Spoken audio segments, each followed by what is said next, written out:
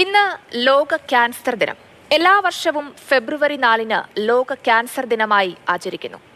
നമ്മുടെ സമൂഹത്തിൽ പ്രായഭേദമന്യേ ക്യാൻസർ കേസുകളും മരണങ്ങളും പെരുകുന്ന സാഹചര്യത്തിൽ ക്യാൻസർ ദിനത്തിന്റെ പ്രാധാന്യം വളരെ വലുതാണ്.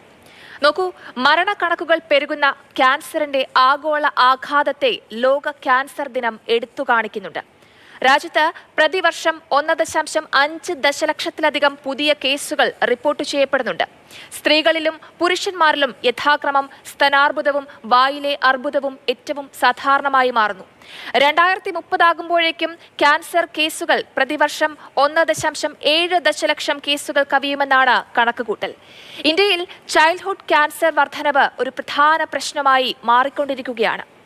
2022-ൽ 14,61,427 ആയിരുന്ന ക്യാൻസർ കേസുകളുടെ എണ്ണം 2023-ൽ 14,96,972 ഉയർന്നിട്ടുണ്ട്.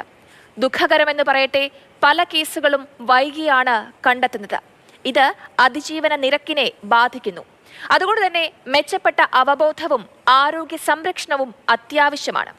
ഇനി എന്തിന് ഈ ക്യാൻസർ ദിനം എന്ന് ചോദിച്ചാൽ, ക്യാൻസർ പ്രതിരോധം, കണ്ടെത്തൽ, ചികിത്സ എന്നിവയെക്കുറിച്ചുള്ള അവബോധം വളർത്താൻ ഇത് ഉതകുന്നുണ്ട്. 2025-ലെ തീം യുണൈറ്റഡ് ബൈ യുണീക്ക് എന്നതാണ്. ലോകമെമ്പാടുമുള്ള ക്യാൻസർ രോഗികളുടെ ജീവിത നിലവാരം മെച്ചപ്പെടുത്തുക എന്നതാണ് ഈ സമീപനം ലക്ഷ്യമിടുന്നത്. എടുത്തു പറയേണ്ട ഏറ്റവും പ്രധാനപ്പെട്ട കാര്യം ക്യാൻസറിന്റെ അതിജീവന നിരക്കുകളെ നിരവധി ഘടകങ്ങൾ സ്വാധീനിക്കുന്നു എന്നതാണ്. ക്യാൻസറിന്റെ തരം, രോഗനിർണയ സമയം, ലിംഗഭേദം, സ്വീകരിച്ച ചികിത്സയുടെ സ്വഭാവം തുടങ്ങിയ വേരിയബിളുകൾ ഇതിൽ ഉൾപ്പെടുന്നുണ്ട്. ക്യാൻസർ കേസുകൾ കുറച്ചുകൊണ്ടുവരിക എന്നത് വലിയ ഉത്തരവാദിത്തമാണ്. ഫലപ്രദമായ ക്യാൻസർ രോഗനിർണയങ്ങളും ചികിത്സാ സേവനങ്ങളും എല്ലാവർക്കും ലഭ്യമാകുന്നുണ്ടെന്ന് ഉറപ്പാക്കേണ്ടതുണ്ട്.